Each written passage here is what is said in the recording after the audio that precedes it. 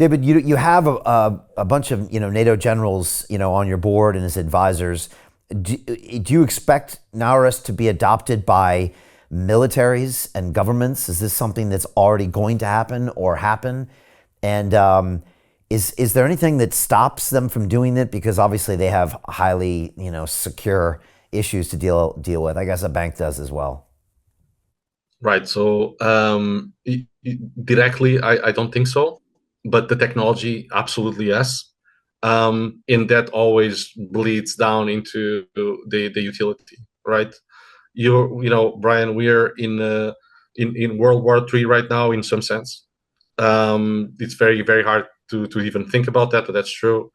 But I don't think that's fought with bombs anymore. It's fought with bits. Cyber permeates every element of warfare, from deception in international politics to espionage to land, sea, and air. I would say it's the biggest domain right now, even though 15 years ago it was not existent, right?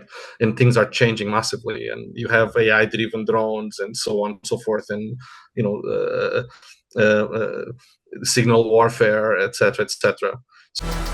What the London Real Investment Club actually does for you, it gives you the keys to open that door to the inside deals. In the last 3 weeks, I've participated in 3 incredible deals: a layer 2 Bitcoin protocol, an incredible AI protocol. The deal flow is beyond what I expected. I don't think I've ever seen a model like this that just gives average folks the opportunity to be behind the deals, and that's exactly what we've done. Not only that, you get to hang out with Brian Rose every week, and for me, that was huge because I look at Brian as somebody who's not only an expert in the space, and I think is on the leading edge, but just the leading edge of thought with London Real and the work he's doing there. To anyone who's taking a serious look at this, I know it's a big decision. It was a big decision for me and my family, and it is one of the best decisions I've ever made. So I wish you all the best and hope you come join us.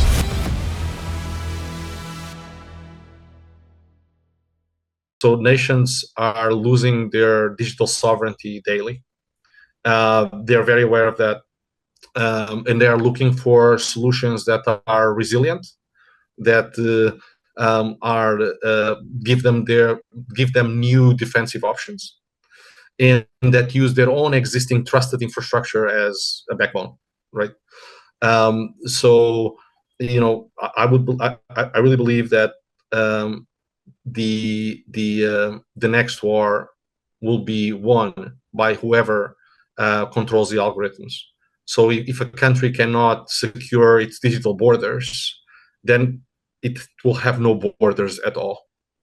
So our objective from Naoris Protocol side, with our technology and with the vision of our as you say, former NATO generals and NATO leaders that are working with us, is to ensure that we'll have a more trusted and secure future where cryptography in a decentralized way brings balance to the force.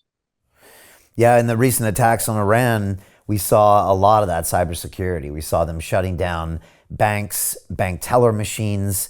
I saw flooding in the city, but I was like, okay, that's probably due to them hacking into infrastructure. Obviously had to shut down the internet, which then, of course, shuts down all the essential services. And Lord knows what else they were doing behind the scenes. I also heard that after the official ceasefire, that they kept attacking with cyber because that's not something the public can see per se. And so I think it happens to a greater extent than most of us even realize.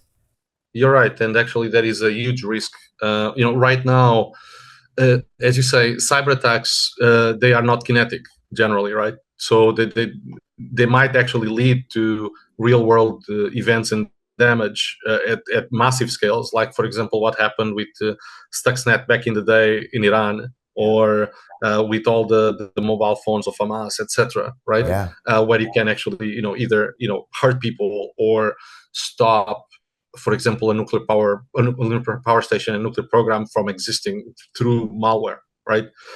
Without bombing them. But it is still an act of war, and it's really complicated to deal with that, because from an escalation perspective, normally you need to, the laws of war says that you need to respond proportionally and in an equal manner. But if you do, for example, a cyber attack against, say, the New York Stock Exchange, or the backbone of electricity of a country, what's the answer? Is that missiles? Is that bombing? Is that a nuclear attack? What is it? Because you just destroyed the economy of the other side, right?